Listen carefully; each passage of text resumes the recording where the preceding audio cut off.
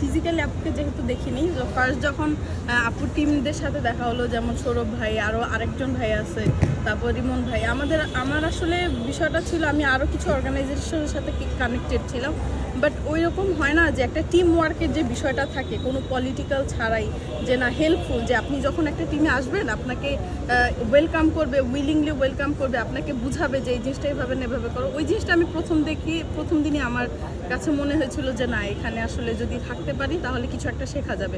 আমার কমিউনিকেশন স্কিলে খুব বাজে অবস্থা ছিল, মানে আমি কথা বলতে খুব একটা বেশি সবার সাথে বেশি পরিমাণে যেটা কথা বলে ওইভাবে বলতে পারি না, তো এটা একটা প্রবলেম। তো এটা অনেকটাই কাভার হয়েছে এই ফারহানাস বেস স্টেশনের মাধ্যমে। তখন আপনি যখন একটা টিম ওয়ার্কে কাজ করবেন, টিমের সাথে কাজ করবেন, সেটা যদি উইলিংলি আপনার সাথে সব বিষয় অ্যাপ্রোচ করে, আপনাকে সব বিষয় বুঝে আপনি ইজিলি কাজ করতে পারবেন। তো এইটা ফারহানাস বেস স্টেশনের সবচেয়ে বড় একটা বিষয়।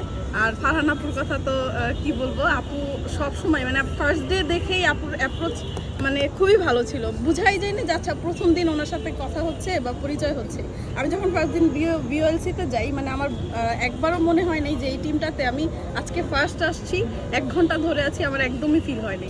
তখন ভাবলাম যে আচ্ছা কথা বললাম ভাইয়াদের সাথে যে না আচ্ছা এরপরে যখন রিক্রুটমেন্ট হবে আমি আর যাই করি এখানে আমার কাজ করতে হবে।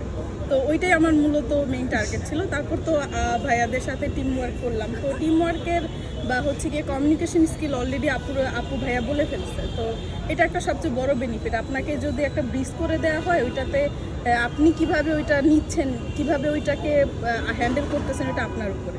বাট আপনার একটা সুযোগ থাকে, আমরা যেমন জব নিয়ে চিন্তা করি যাচ্ছে আমাদের তো হচ্ছে গিয়ে নেটওয়ার্কিংটা ওইভাবে ভালো নাই, তো এর মাধ্যমে আপনি ভালো একটা নেটওয়ার্ক পাবেন, ইজিলি সবার সাথে কথা বলতে পারবেন। আপনার কমিউনিকেশনের জায়গাটা কী জায়গায় আপনার হয়তো বা কোনো একটা ওয়ার্ডে ভুল আছে, একটা বলার অ্যাপ্রোচে ভুল আছে, বাট আপনি যখন একটা টিমে থাকবেন আপনি অটোমেটিকলি ওই ব্যাপারগুলো কিন্তু শিখে যান। ওটার জন্য আলাদাভাবে দেখা গেছে যে আপনার থিওরিটিক্যাল কিছু পড়ে আসলে ওইভাবে শেখা যায় না, আমরা যতই পড়ি কমিউনিকেশন পড়ি, বাট ওইভাবে কতটুকু এবার পারা যায়। তো ওই জায়গাটা থেকে অনেক বড় একটা জায়গা আমি বলবো। আর ওভারঅল তো সবাই